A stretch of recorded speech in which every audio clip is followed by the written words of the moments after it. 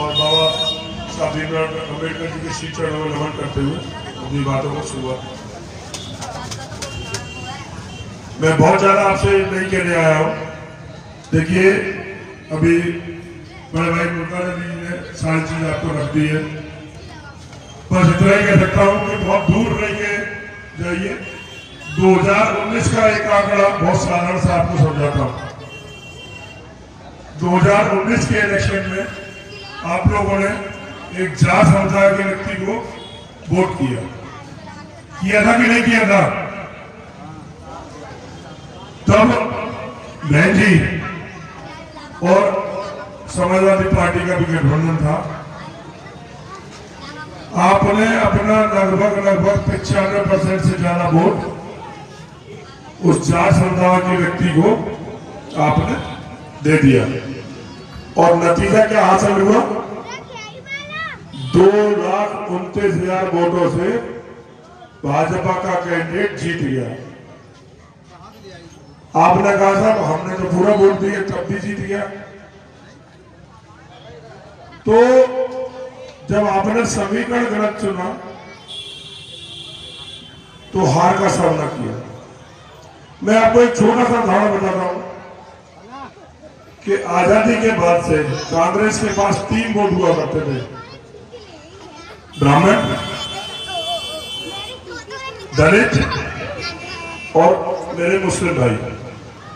ये तीनों का इतना मजबूत कॉम्बिनेशन था कि जब तक ये कॉम्बिनेशन बना रहा तब तक केंद्र में और प्रदेश में कांग्रेस की सरकार बनती रही।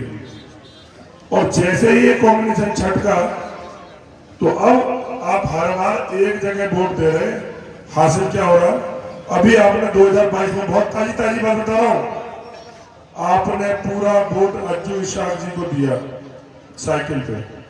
नतीजा क्या हुआ? आपका पूरा वोट पड़ने के बावजूद भी समाजवादी पार्टी का भी वोट पड़ा और वो चुनाव हार गए। शहर में भी वही हुआ, आपने कोई बंटवारा नहीं किया, बिल्कुल एक मुश्त एकत्रित होकर वोट दिया। हासिल क्या किया? आप वहां से भी चुनाव हार गए। जब तक आप सही जगह वोट नहीं करेंगे, जब तक आप एक और एक दो को वोट करेंगे तो आपको विजय नहीं मिलेगी। जब आप एक और एक 11 का फॉर्मूला लाएंगे तब आपको हमेशा जीत का लड्डू आपको स्वाद में मिलेगा। जैसे आप देख रहे होंगे समाचार पत्रों से, बहन जी का वोट हमेशा एकजुट रहा। चाहे बिलाल भाई थे उनको भी मिला, सलमान भाई थे अभी मेयर के चुनाव में उनको भी मिला।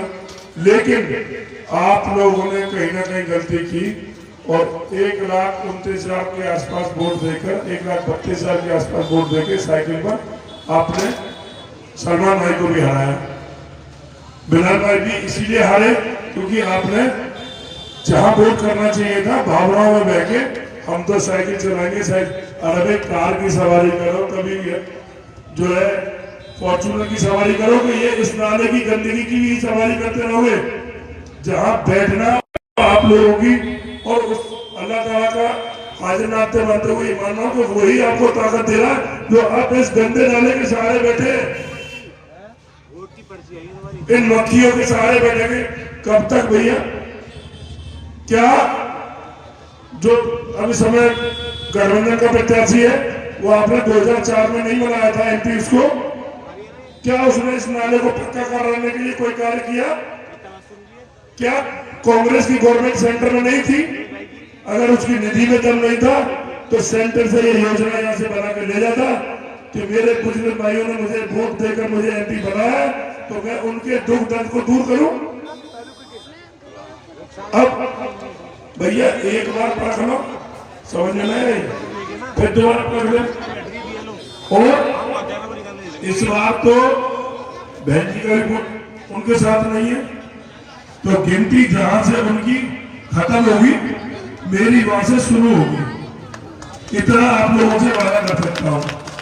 वो 2 लाख पे अगर सारा वोट आपने दे दिया, तब भी 2 लाख में समझ जाएंगे।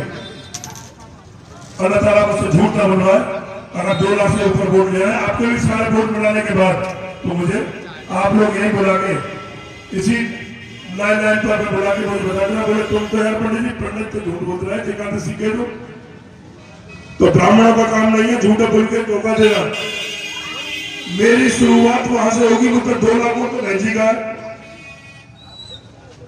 और 3 लाख वोट मेरे ब्राह्मण समाज का, जिसने आज भी मुझे खैर में इतनी बड़ी तादाद में एक मीटिंग करके, वो 10 साल से सांसद है, एक ब्राह्मण का सपोर्ट नहीं ले पाया अभी तक।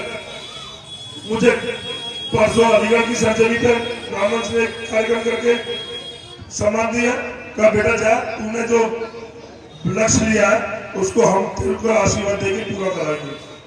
आज उससे भी 3 गुना बड़ी बैठक करके एक खैर में लवी फार्म में ऐसे ऐसे आशीर्वाद दिए कि मैं जब यहाँ भी अपने जितने मुस्लिम भाई बुजुर्गों से आता हूँ तो केवल आशीर्वाद ही मांगता हूँ।